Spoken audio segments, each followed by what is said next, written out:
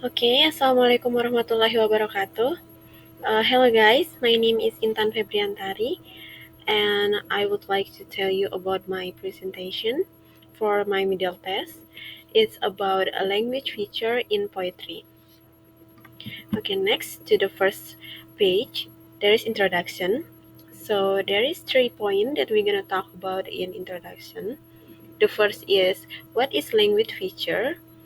The second is the purpose of language in poetry. And the third is language feature in poetry. And next, we're gonna talk about the point one. What is language feature in literature?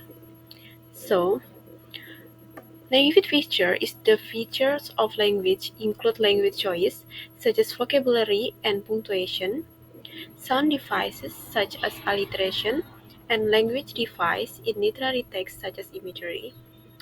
In visual and multimodal text, visual language choice include visual features such as salience, social distance, and camera angle. Next, we're going to talk about the purpose of language in poetry. In most accounts, the primary purpose of language is to facilitate communication, in the sense of transmission of information from one person to another. Next, we got the main point. There is language feature in poetry. The first is assonance. Assonance is a resemblance in the sounds of words or syllables, either between their vowels or between their consonants. Example, free sweet treats. And then repetition. Repetition is the simple repeating of a word within a short space of word with no particular placement of the word to secure emphasis. For the example, the phone rang and rang and rang.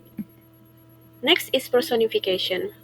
Personification is the representation of a thing or abstraction as a person. For the example, the plants were crying out for a drink. And there is alliteration. So, alliteration is the repetition of a consonant sound at the start of the word. For the example, Peter Piper picked a peck of pickled peppers. And then simile. So simile is comparing two unlike things using the word as and like. For the example, she was as quiet as a mouse. Next is metaphor. Metaphor is comparing two unlike things as if one is the same as the other. For the example, the sky is a blanket, he has eyes of ice. And then onomatopoeia.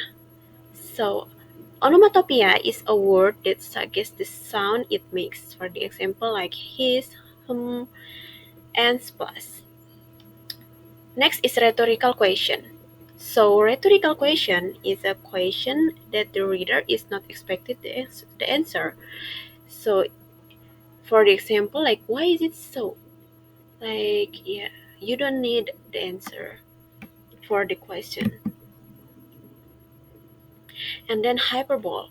Hyperbole is the use of exaggeration as a rhetorical device or figure of speech. In rhetoric, it is also sometimes known as auxesis. And then symbol. A symbol is a mark, sign, or word that indicates, signifies, or is understood as representing an idea, object, or a relationship.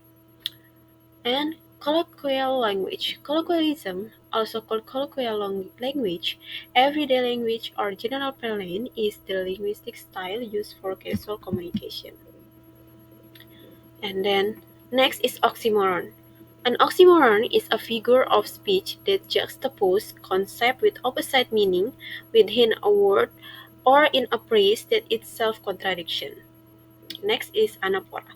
Anaphora is the repetition of the first word or clause of consecutive sentence. It helps create a rhythm, makes the line more memorable, and draws attention. And the last is cacophony. Cacophony refers to a combination of harsh, chaotic, and or discordant or unharmonious sound. Okay, maybe that's That's my presentation. If I have a mistake, I'm really sorry.